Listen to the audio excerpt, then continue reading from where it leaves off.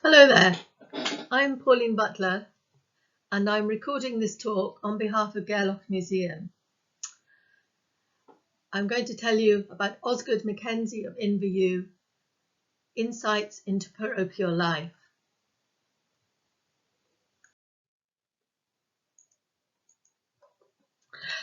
On the 19th of April 1922, Osgood Henry Mackenzie was laid to rest next to his mother in the Gairloch burial ground.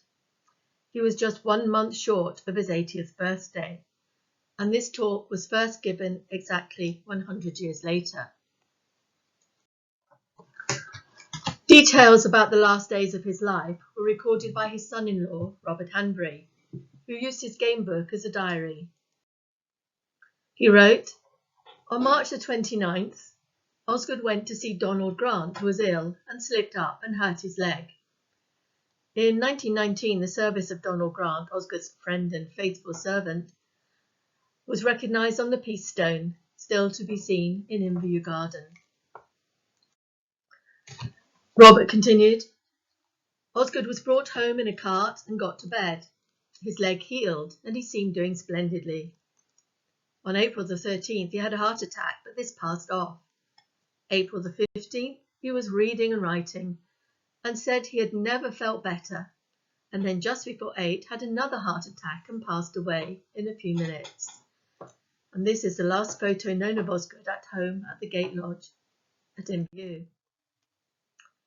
We buried him on April the 19th at Gairloch, near his mother.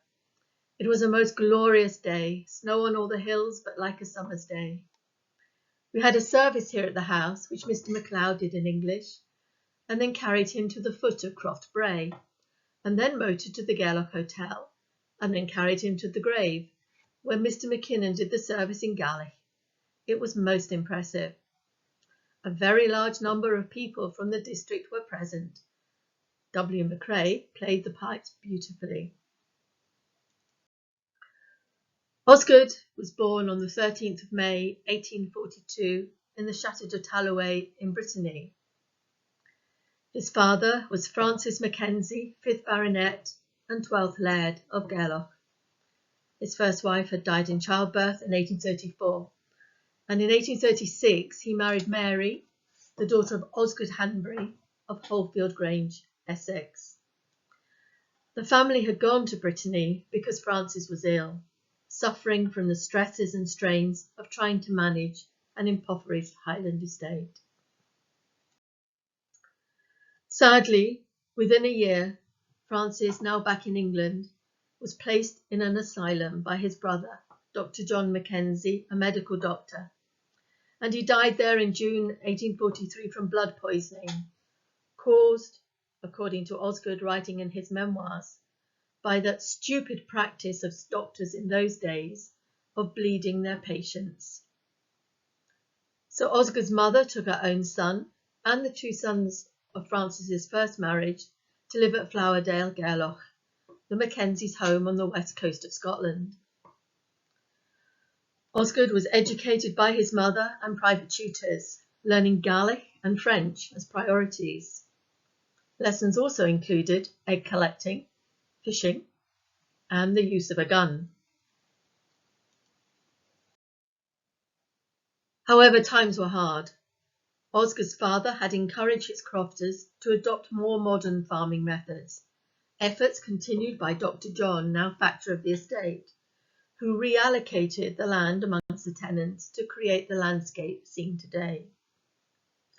But the crofters were reluctant to change their ways, and the failure of the potato crops, the Great Highland Famine, in the mid-1840s brought misery, though the Gairloch Mackenzies did much to lessen their troubles through the building of the destitution roads and Gairloch knitting.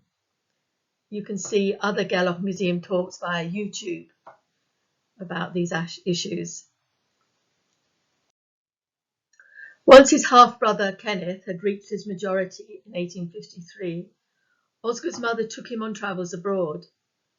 But each year they returned to the Gairloch area so that Osgood could enjoy his stalking and fishing. Usually they stayed in Poole House or Inveron, both in Poolew. fishing lodges belonging to the Gairloch estate.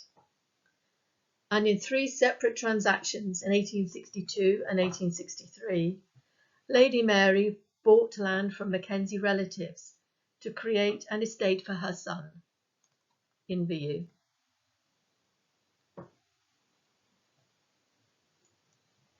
There's Inverewe.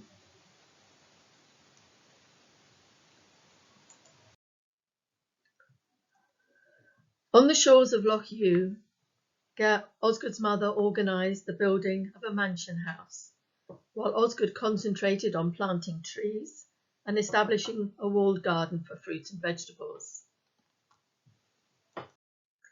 The Inverewe estate remained his home base for the rest of his life. One obituary said he was a permanent resident of the parish of Gairloch, taking interest particularly in the nearby village of Pauline. Just to set the record straight, Osgood was never a Sir, nor did he have any crofters, so he wasn't a laird. But as a heriter or substantial landowner, he had duties and responsibilities which he fulfilled alongside his 2 neighbours, his half-brother Kenneth of Gairloch and an English mine owner, Meyrick Banks, who owned the Letter Ewe estate. They did not always see eye to eye on a number of matters. Osgood's home was a fine building of Torridonian sandstone with slated conical roof, a tennis court on the lawn and plenty of dung on the drive. This photo was taken whilst the family and staff were congregating for a formal picture. In a handwritten document, undated but from the context written about 1900, Osgood explained how, as a landowner, he had provided employment for many local families. I may say that, besides my own household, my property supports 12 other families all the year round, i.e. 13 families in all, instead of the 4 it supported when I bought the place. I pay about £700 a year in wages. By the time of this photograph, probably 1885, Osgood's own family comprised his mother and his daughter. Note that Mary is holding a gun, possibly given to her at the same age, 6 or 7, as Osgood had received his first gun. But there is no wife. Minna Moss Edwards, the daughter of a wealthy Liverpool merchant, had left him the year after the birth of Mary, owing, according to the divorce courts, to Osgood's unreasonable behaviour. For that reason, Osgood failed to secure the legal end to his marriage, but made it extremely difficult for Mary ever to meet her mother.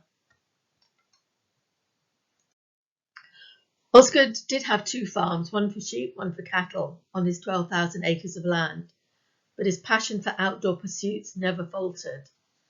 The Inverness Chronicle obituary, 18th of April 1922, commented on his devotion to country pursuits.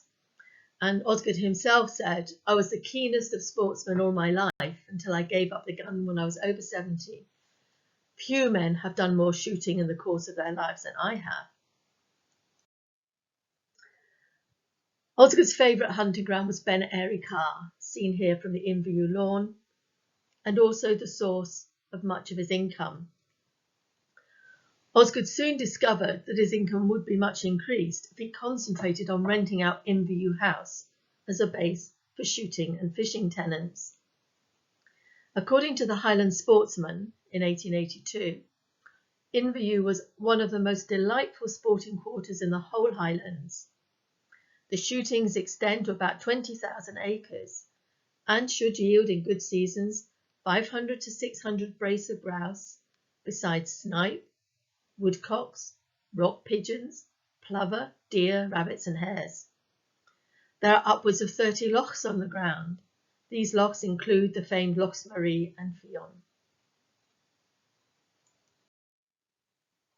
From 1872, Inverewe House was rented out to shooting tenants. In 1894, Osgood testified to the Crofters Commission There's no doubt that sporting rents are much higher than you can get from anyone who works arable and pasture land as a farm, about double. And he wrote that the rental of this parish last year was £11,639, out of which £3,690 was paid by sporting tenants. And this is but a small portion of the money they spend, and which directly or indirectly benefits almost every inhabitant. And when not able to stay at Inverview, Osgood went to Tornaig Lodge, a mile or so along the road, which had been built for his mother using a loan from his wife's father, so that she would live separately from the newly married couple. However, this did not help prolong the marriage, and Osgood's favouring his mother rather than his wife in any domestic disputes was said to be a significant factor in the breakdown of the relationship. Mary, his daughter, was brought up at Tornaig and inherited it when her grandmother died in 1901. This photograph of Osgood's highly successful black and white setters was taken at Tornaig.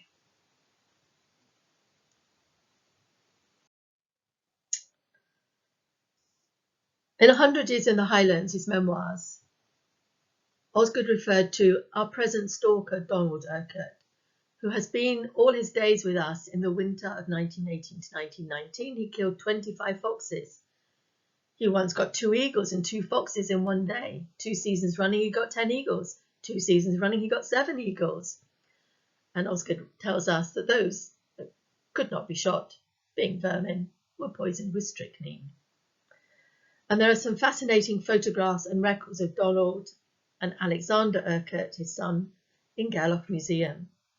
Father and son served both Osgood and daughter Mary in ensuring that the ambitions of Inverview sporting tenants were generally well met.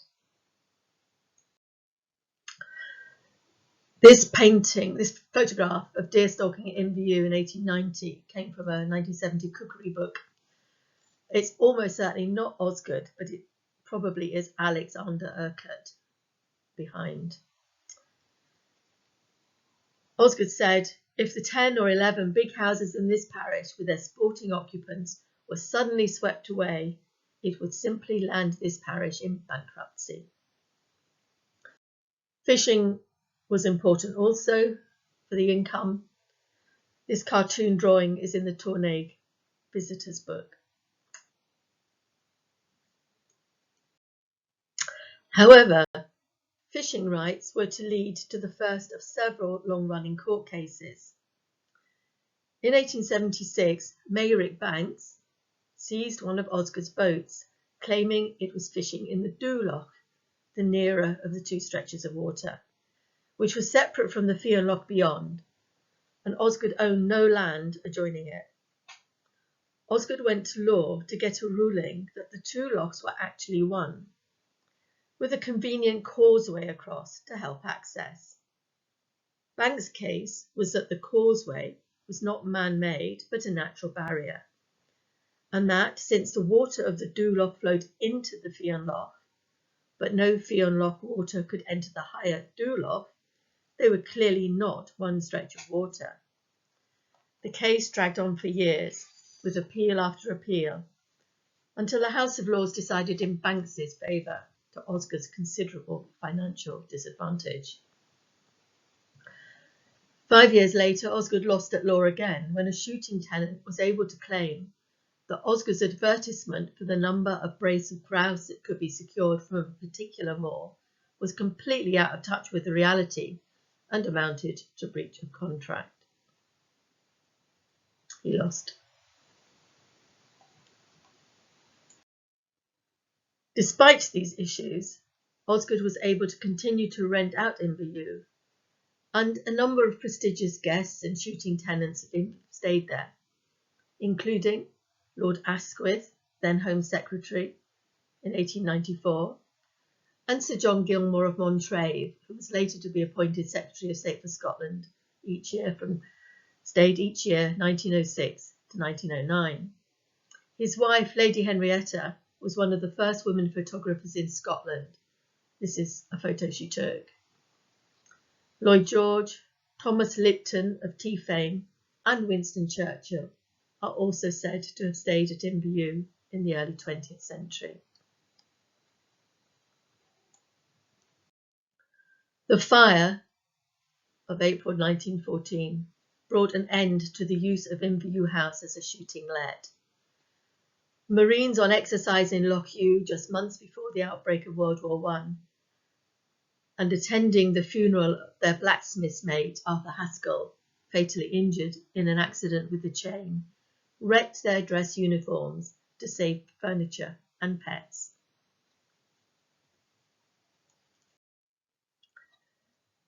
Though the family were able to stay in rooms at the rear, the front rooms were gutted. Osgood moved to Tournai to join his daughter and her husband, Robert Hanbury. Now, until his death 8 years later, he concentrated on developing and writing about his garden.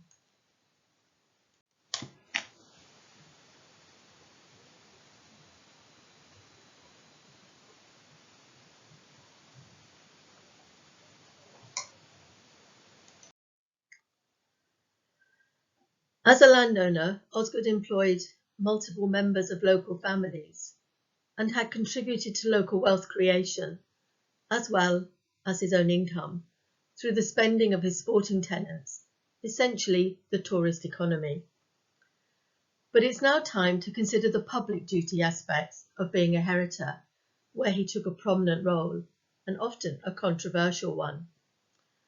The Scotsman's obituary 18th of April 1922 pointed out that he was a deputy lieutenant and a JP for the county of Ross, and in his native parish was a prominent and active member of all the local public bodies. And that meant that Osgood was involved in poor relief, medical provision, the temperance movement, illegal distilling, church affairs, education, and Gaelic culture. He was particularly involved in the goings-on in the nearest village of Pauline. Relatively little has been found about Pauline until Dixon wrote his invaluable book about Gairloch Parish in 1886.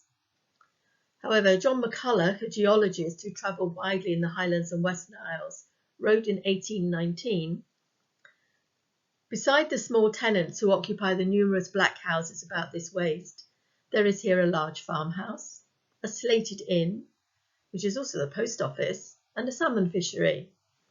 From the post office there is a weekly packet to Stornoway. Pauline is one of the most enticing places on the west coast." The first road from Pauline to Gairloch was completed in 1825, and the bridge over the River Ewe in 1844. This photograph from the same cookery book as earlier shows a Crofter family in reasonably comfortable circumstances, with a spinning wheel, table and chairs, a good hearth, and a book to read.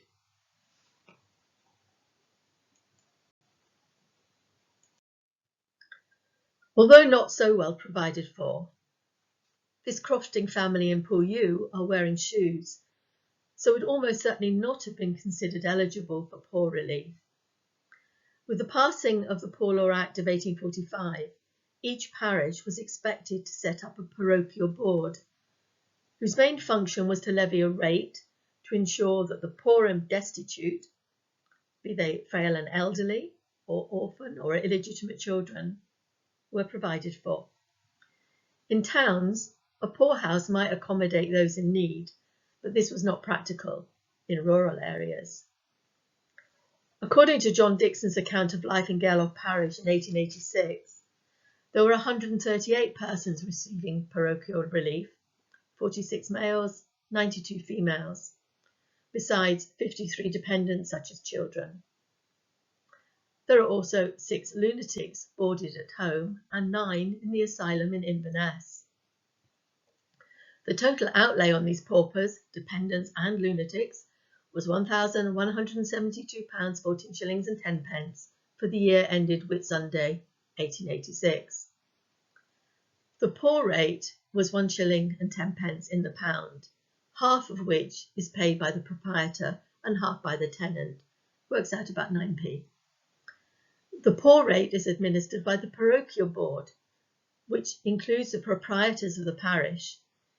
He noted that Osgood Mackenzie was the chairman, and the Poor U postmaster, James Mackintosh, was the inspector for the poor. The most common allowance weekly was 1 shilling and 3 pence, 6 new p, and paupers could request extra for clothing and shoes, house repairs, education, and funeral expenditure. And the Inverness Courier in October 1894 reported of the half-yearly meeting of the Parochial Board on the 19th of October. Osgood Mackenzie, Esquire, of Inverview, was re-elected chairman. After revising the roll of paupers, the meeting levied the assessments for the year. And in 1900, Gairloch Parish was supporting 177 paupers and 16 lunatics, which was reckoned to be about 4% of the population receiving poor relief. Closely associated with poverty was the state of health of the local people. During the famine years, Osgood had recognised the skillful work of his mother and of his uncle in supporting those who needed medical attention. Dr. John Mackenzie was a doctor. From 1848, the Central Board of Supervision supported parochial boards in employing a doctor to help the poor, provided the board paid half of the costs. The first such in Gairloch Parish was a Dr. Robertson, but the Church of Scotland minister in Poor U, Reverend John Mackay, was far from satisfied with the service of this surgeon and little farmer, who, he claimed in his response to the 1850 inquiry into the supply of practitioners of medicine and surgery, undertaken by the Royal College of Physicians, was not paying sufficient attention to the Poor U side, for which a conscientious and skillful medical man was needed.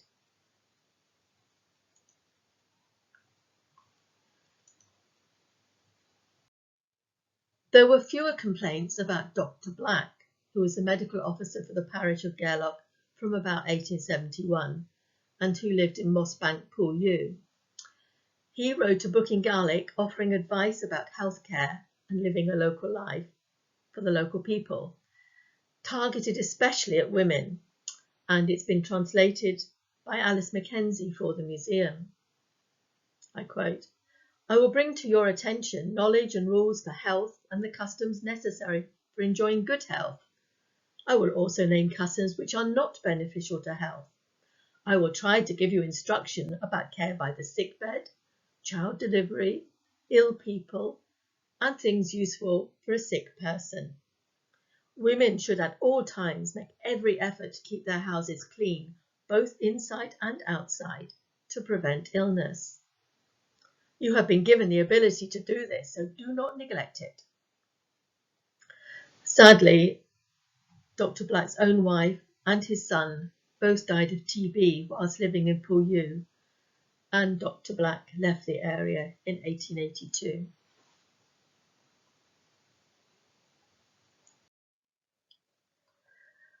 Dr. Black was replaced by Dr. McEwen, who also lived in Poor U. It was during his tenure that the complaints that the Gairloch ratepayers were not getting their fair share of the doctor's time, even though they paid more, really ramped up to become a power struggle between the Poor U and Gairloch sides of the parish. It didn't help that Osgood, chairman of the parochial council, disagreed with his half-brother Kenneth, the laird. The arguments were perhaps exacerbated by the fact that at the same time they had fallen out over Osgood's desire to divorce his wife, with Kenneth supporting Minna and suggesting Osgood had not treated her at all well. In 1896, newspapers reported how the Gairloch members of the board were now demanding a separate doctor for their village, given how little attention they got from Dr. McEwen and Poor U. Osgood, supported by John Dixon, responded strongly that the rates were already high enough and the doctor could well cope with the demands of only 140 paupers. In one meeting, Osgood claimed that During the 25 years he had been chairman of the parish board, he had never heard a single complaint from paupers for want of attendance. The whole thing, to his mind, was absurd. Because a few at Gairloch wanted a resident medical officer for themselves, were they going to saddle that parish with such heavy expense? He said no. Dr. McEwen took it all very personally and wrote to the Scottish Highlander, commenting adversely on Gairloch as the aristocratic centre of a crofting population, and suggesting those who wanted the doubling of the medical provision were goody-goody men who too often tried to rule the roost in this part of the county. The arguments rumbled on. Dr. McEwen claimed that he had covered 1,212 miles, mainly on horseback, in the course of 1 year, to visit 134 paupers, some on foot, others by steamer to Kinlochewe. The local government board sent up an official to investigate in 1899 and actually concluded that the current position was satisfactory.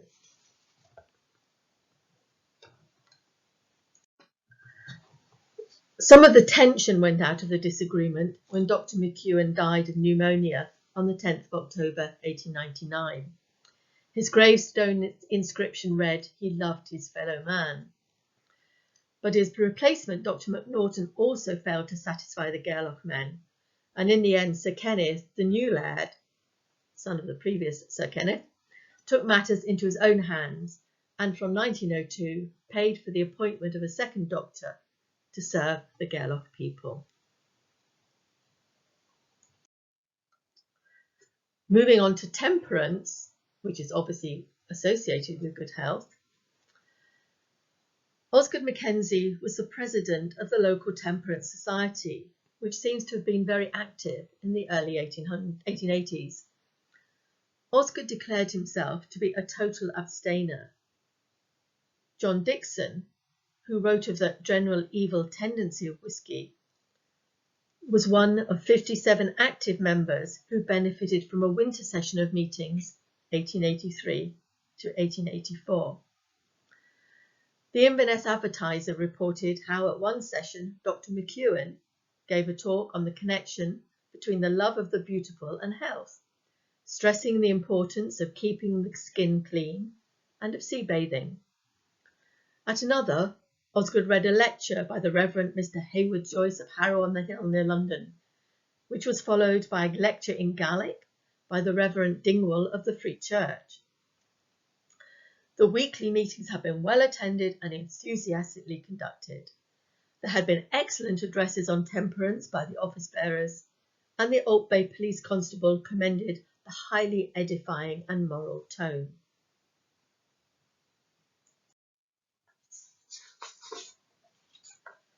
In February 1884, the Rothschild Journal carried an article about the opening of the Poolew Public Hall. A building near the bridge at Poolew has been recently acquired and converted into a public hall for the use of the inhabitants.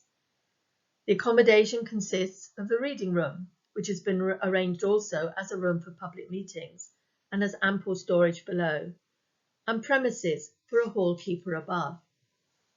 The interior of the hall is lined with wood and painted a pale sage colour. The fireplaces are flanked with ornamental tiles. Books of an entertaining and readable kind fill the bookshelves, and most of the northern newspapers are taken in. Some games also are provided.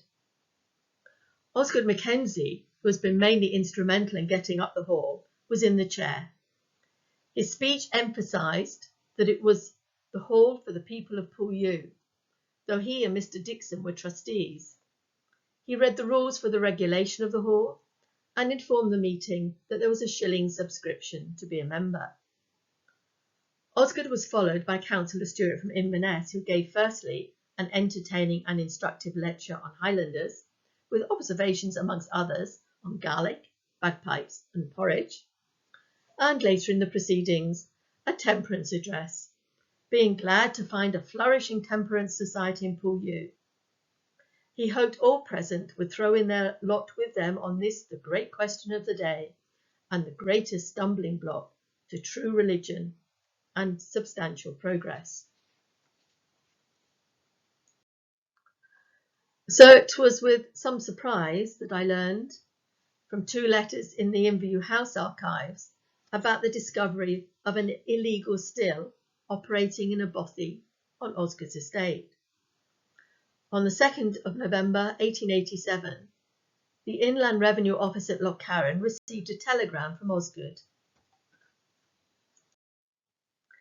The next day, the revenue men went to speak to him at Pauline Inn, here at the right, together with his shepherd, Kenneth Urquhart. This shepherd had followed a man on Osgood's land about 1.5 miles around the coast, until they came upon a bothy which contained an illegal whisky distillery. Kenneth had taken the drink offered him, but had then fallen asleep on the way back. As he had not arrived home, his worried friends alerted Osgood at Inverview. A search was set up which found the bothy. The shepherd turned up next morning to find himself the centre of an investigation. Following this initial meeting, the revenue collector visited Inverview on 22nd of November and spoke to Alexander Cameron, Osgood's manager at Tornaig. Others willing to give evidence were John Matheson, gamekeeper, and Roderick Forbes, gardener, both of Inverview. Alexander Mackenzie, an ex-gardener now unemployed, was one of those thought to be involved. Unfortunately, no evidence remains of the outcome of this case, but still rather an embarrassment for the total abstainer.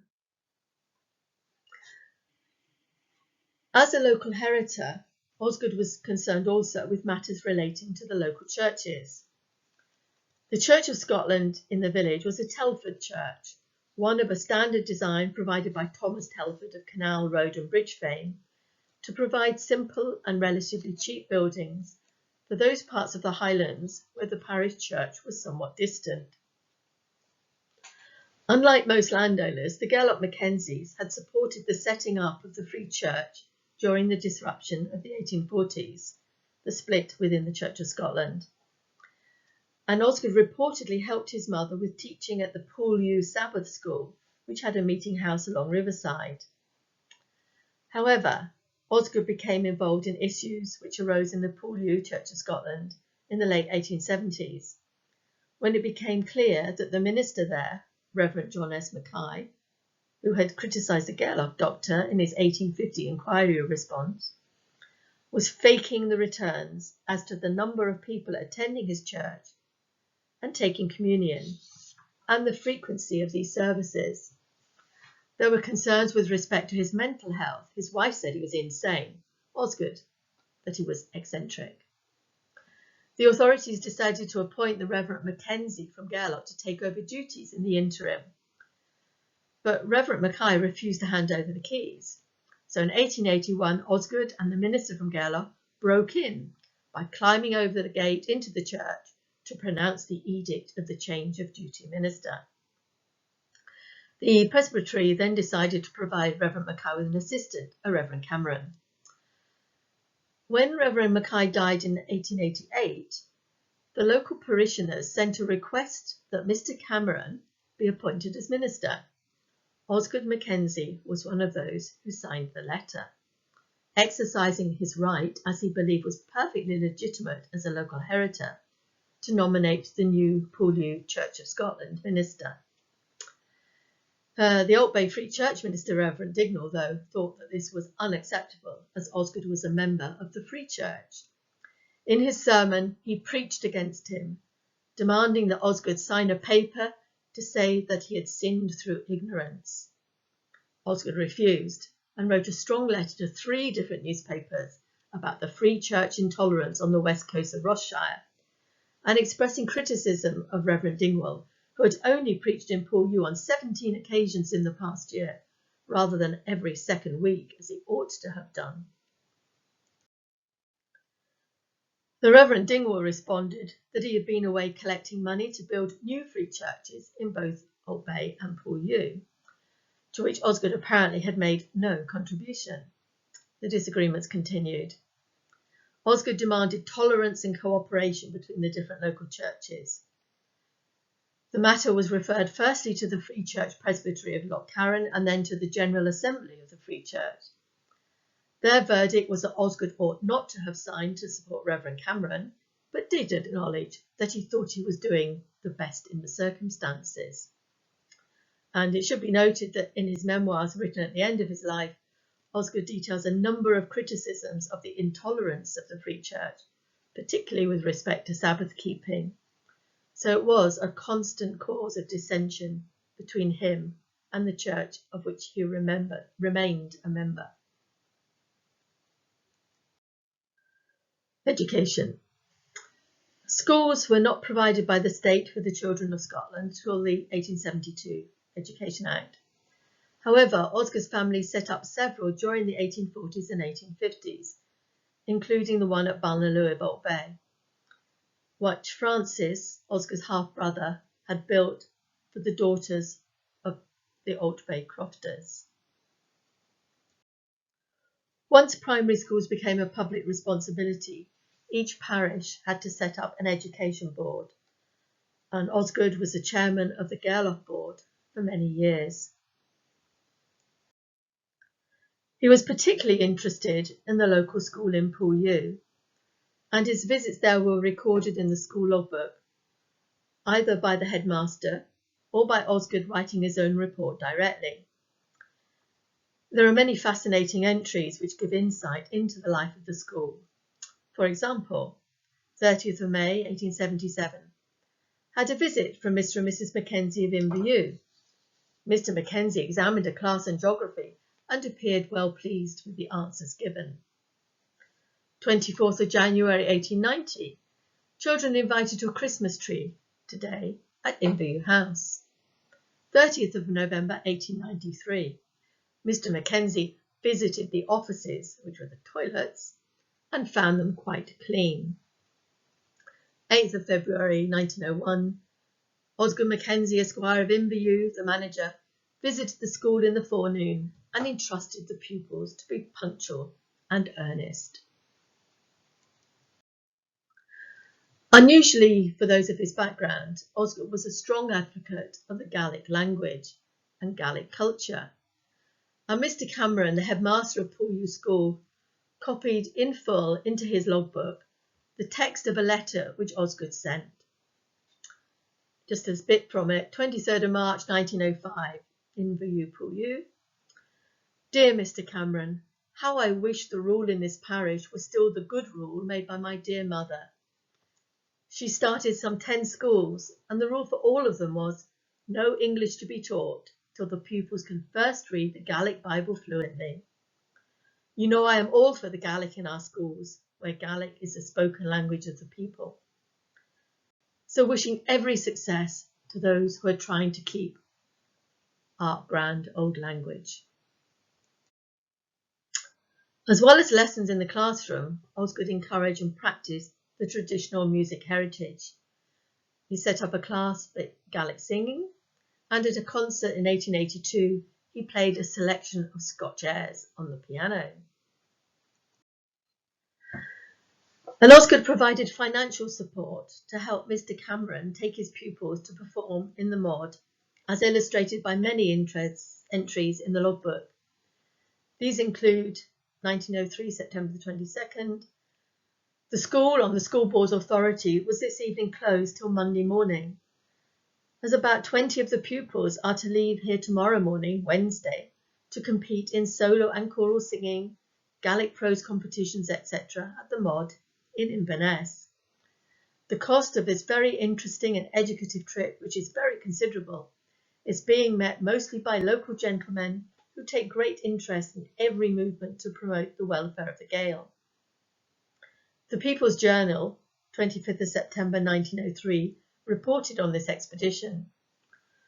One of the outstanding features of the mod at Inverness this year was the performance of the Pauline Children's Gaelic Choir. They carried away several valuable prizes. Praise is due to Mr. Cameron, teacher Pauline, to whose indefatigable efforts the success of the choir is mainly due. Mr. Cameron is a hale, hearty good fellow of a strikingly Celtic stamp. He took advantage of opportunity to take his choir of Highland children to visit the fatal field of Culloden Moor under the pale light of the new moon. The stillness of the wide moor on the one hand, and the silence of the fir trees on the other, was broken by the voices of the Pauline children as they wailed a sad lament over the graves of their ancestors. There were visits to other mods through the next few years, including to Greenock in 1904, Oban in 1906, and Edinburgh in 1910. On the 4th of July 1911, there was an entry in the logbook about the pupils of Pauline School being presented with beautiful coronation medals. Several Gaelic songs were rendered, and God Save the King was sung in Gaelic.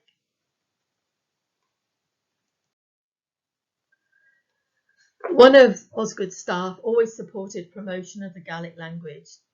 Alexander Cameron, known as the Tournai Bard, was born at Inverasdale in 1843 and worked all his life on the Inview estate, starting as a shepherd at age 16 and becoming Osgood's farm manager. Dixon included examples of his poetry in his 1886 Guide to Gairloch.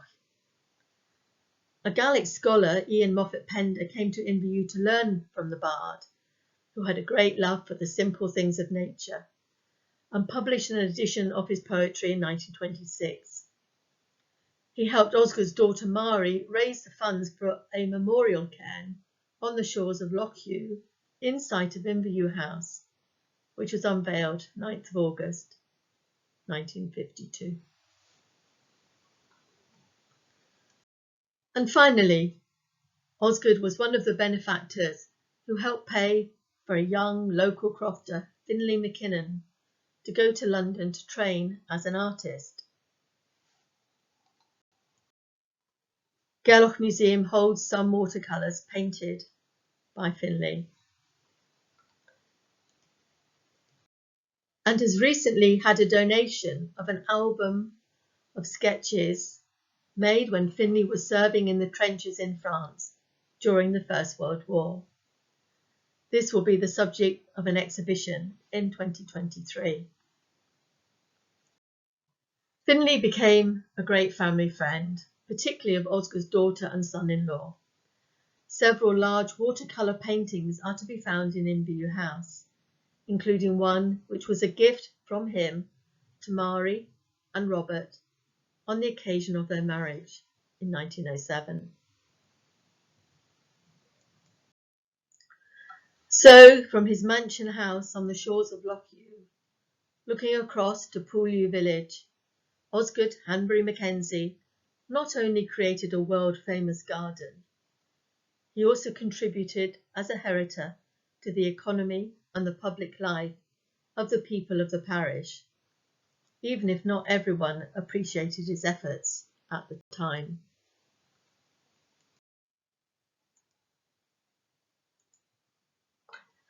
So, 100 years after his passing, I hope I have provided some insights into less familiar aspects of his activities and that of the life of his neighbours.